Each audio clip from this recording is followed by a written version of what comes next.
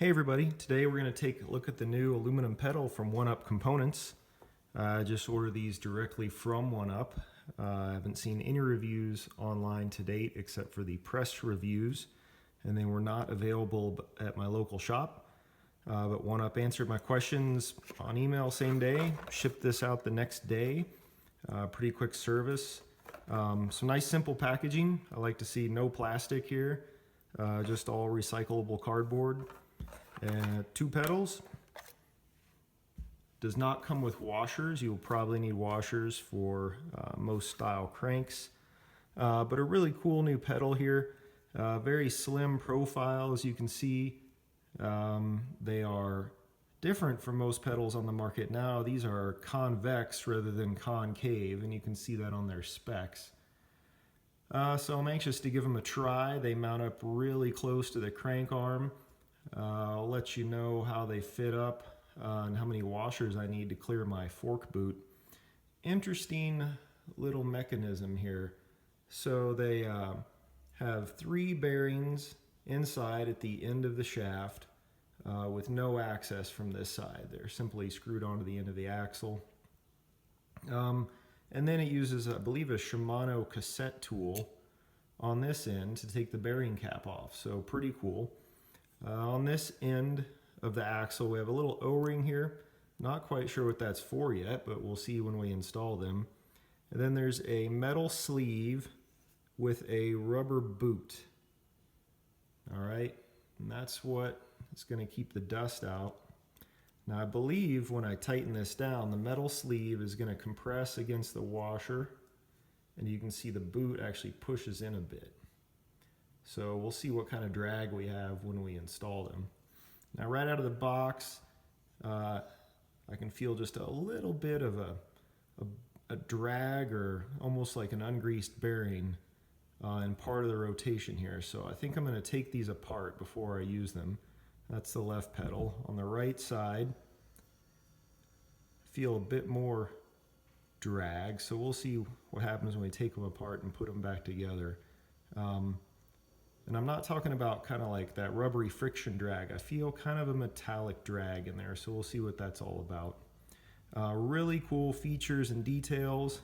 As you can see, the traction pins are screwed in from the back side with a hex tool, so that should allow for easy removal. There are no exposed threads on those bad boys.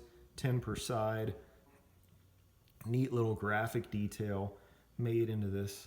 If you can see that here in the light, there's actually like a white graphic right there where they machined out the back. These are super light.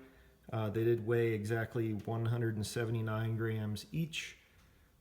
So right at 358 for the pair, which I believe is OneUp's claimed weight. So that's pretty good. A lot coming in heavier than claimed weight. So we're going to go out and install these, see how they fit up with my Race Face Next crank boots installed. And see if one washer gets us where we need to be. So let's go take a look on the bike. All right, folks, we're here to install the new OneUp aluminum pedal.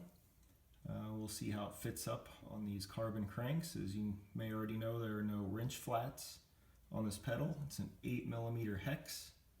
I like that a lot better. I don't like the extra spacing of those wrench flats, and who really uses those anyway? So here's the washer that came with my cranks. I'm going to try it without this. I like these to fit up really close. What I'm going to look for to see if this flange rubs on the crank anywhere, and also how their seal washer fits up against the crank arm. So we'll just thread it in here and see what happens. No washer, and I've got the boots removed from the ends of my crank also. It looks like it's nice and clear on the flange side, no problem there. And on the inside, I already compared this little seal with a metal insert up against the metal flat thread of my crank arm. The seal comes out for maintenance purposes. Oh, it's got a little metal sleeve. This metal sleeve is going to push right up against there, and it's basically the exact diameter of the relief in the carbon fiber where the metal face is here. So I think that's going to work, and the seal looks like it's running clear, but I've already checked this out with my crank boots installed, and those are going to be a problem. So here's the race face boots. The hole, which is ridiculously small anyway, is a little too small for this flange. So I'm simply going to cut that out and give that thing some clearance. And then we'll try this again and see if the pedal still clears the boot. Alright, so what I've done with my Dremel tool is enlarge the hole in the crank boot. Now this is a race face boot, but it's not the one for the next cranks. The next boot is really thin, almost uselessly thin. So I replaced it with these other race face crank boots in orange, of course, because that's the color of everything on my bike. And they're pretty thick. So let's thread this guy in, see how it fits. And looks like I got the hole just right, so the seal is clearing, but the flange of the pedal is not going to clear. That guy is tight. So either these boots are not going to work, or I'm going to have to put a washer on, which OneUp thought I would have to use a washer. Newsflash, I already tried the other thin, useless race face boots, and it looks like this would fit with no washer with those boots. So let's see what one washer looks like here.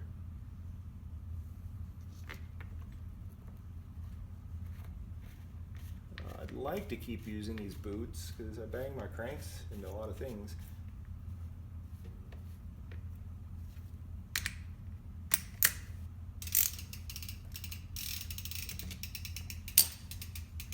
So that is going to clear right there with one washer, a very thick boot. Had to ream the hole out a little bit, but a really nice fit overall. The flange is really close to that boot, which I kind of like, and everything seems to be playing nicely together. So next we're going to do a take apart video, see what the insides of these pedals look like. Alright, before we disassemble these brand new pedals, let's see how they measure up. OneUp claims the platform is 115 by 105. On the length side, 115 is basically dead on. The pin to pin distance is in the 105 range. You'll find that dimension on a lot of pedal reviews as well. Platform width, if I look at the usable platform, I'd really call it more like 100 than 105. And then another dimension you often see is the pin to axle, so the different distance from the outermost axle to the pin. You could look at this two ways on this pedal. It's about 110 millimeters, but really this intersection is not useful. Your shoe obviously can't sit on top of that mounting flange. So it's about 100, I would say, useful area to the outer edge of the pin. They got these pins right on the edge of the pedal, so pretty much the whole platform has traction pins on it. See how they compare to a shoe. Here's my size 10, 5'10" shoes. If you're a 4-foot pedaler, I think this is going to cover it pretty well. The pedal doesn't stick out, which I actually like. That's why I went after these pedals in the first place. Really rocky where I live, a lot of pedal strikes. So not really sticking out from the shoe, but you know, my foot isn't either. So really, I think in the pressure loading area, this looks like it's going to be fine. If you've worked on getting your axle back to your midfoot position, then I think you're going to have really great coverage. This pin is just barely on the edge of my sole. And this part of the platform is sticking out, so you got a little bit of room to move your feet around. Overall, one of the biggest lightweight pedals I've ever seen. All right, let's take these guys apart, see how they tick. They've got some great instructions online on the OneUp site. As I mentioned, no documentation comes in the box because who really reads instructions anyway. The bearing cap comes off with a Shimano cassette tool. Now I'll admit, I already went and loosened this on the vise. In their instructions, they recommend putting the cassette tool in the vise and turning the pedal. I'll tell you, there's a lot of Loctite on this ring initially. So that didn't work for me, so I put the pedal in the vise. It's a rubber covered vise, and had to put a wrench on this guy. But I think once you get it loose and use it a few times, it's gonna come off all right. So there, you just get the cap off.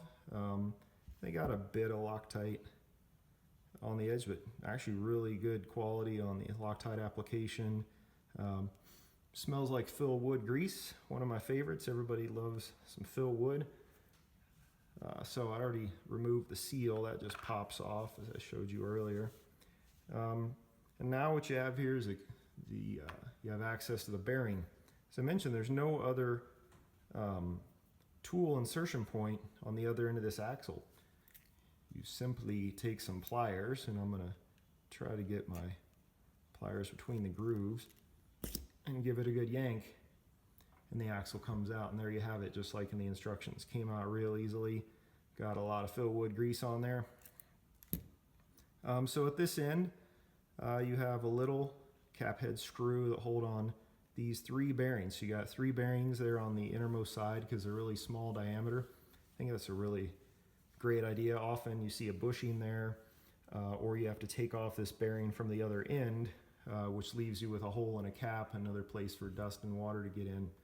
And then a really large bearing on the inner side, which is where the pedal is going to see most of its pressure. So I think that's a great idea. This bearing comes off real easily. There's an O-ring here that kind of retains everything.